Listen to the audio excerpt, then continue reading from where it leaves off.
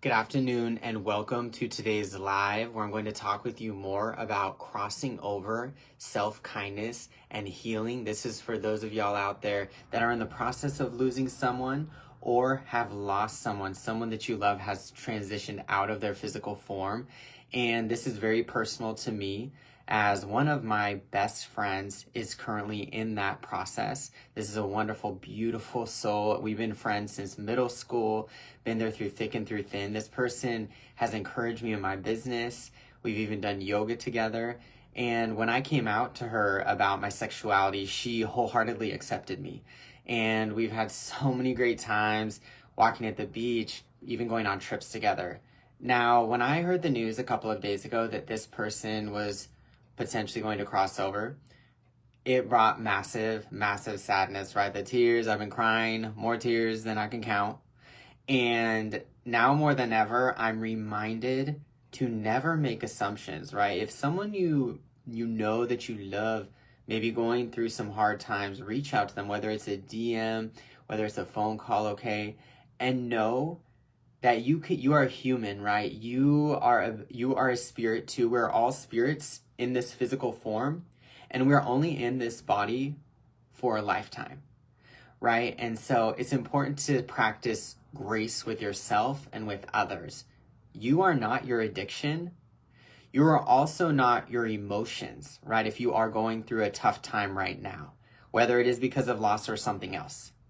So it's important to, of course, take care of that physical form, find coping mechanisms that bring you higher, find people that bring you higher, and release those. Distance yourself from people, activities, substances that may bring you lower. Now, as y'all know, I'm approaching my third year of sobriety. This person that is now in the process of transitioning, thank you for encouraging me, inspiring me to get and stay sober. She's been one of my biggest cheerleaders, okay?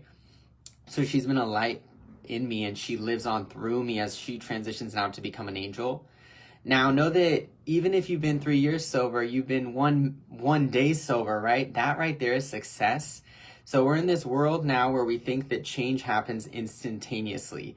Give yourself time to grow. Give yourself time to mourn, right? Whether it is cry, whether it is go out and travel, go to a new environment, right? And that's one of the greatest things that's helped me a lot, has been forcing myself to go on these self-love trips. Like even recently I went to Palm Springs and I taught one of my first naked yoga classes. And it was crazy because while I was there, I saw a hummingbird fly right above my head. And I knew it was my friend. I knew it was her. And so just know that those signs are real. Because in traumatic situations, when that person that you love transitions in a way that might not feel good, it's painful, it's unexpected, what have you, oftentimes their spirit leaves their body before that body has completely shut down, right? So you may notice signs, like I said, like that hummingbird I saw yesterday, like the doves I saw the other day, even the snake I saw out at the park of that person, right? And so just know that their energy continues regardless of if they're in their body or they're not in their body. And I know for me too, of course, about finding those coping mechanisms that bring you higher. And it's been about shifting my perspective, right? Living in honor of this loved one that is transitioning and those that have already crossed over. And as I write my book, I know that I've been keeping this person in mind, knowing that not everyone out there may be ready for that in-person live coaching. However, just like yours truly, I started with this self-love workbook. So if you're working on self-love, check this one out. It's a really great one by Shayna Ali. It's one of the recommended readings I've added to my book that's coming out, Wellness Unfucked. So invite you to feel those emotions, cry, express them, and find community. Find people that you can trust when you are grieving, when you are healing from something from the past, because no one does it alone. And in this amazing world right now, it can be through DMing someone, it can be through setting up a FaceTime, it can be in real life, right? Like going to a retreat, joining us in Thailand, joining people at your local church or local synagogue, however you pray. I support that. People that have faith, that believe in a higher power, tend to have healthier, happier lives, right? When they're connected to their purpose in some way, shape, or form. So with all that in mind, as you practice grace with yourself, I would love to know in the comments, how are you loving on you, knowing that attracting your soulmate, even your weight loss goals, getting sober, these things take time, right? Take divine timing. And sometimes there's a lesson to learn in that season in your life. Sometimes there's something to be taken away from the entire lifetime that you're here on this planet, right? As you get ready to depart, right? No one gets out of this life alone. We are all going to transition and live on. And I do believe life is too short to be taken seriously. Do something every single day that brings a smile to your face. And I'd love to know, how are you practicing grace with yourself? For me, it was getting myself some flowers.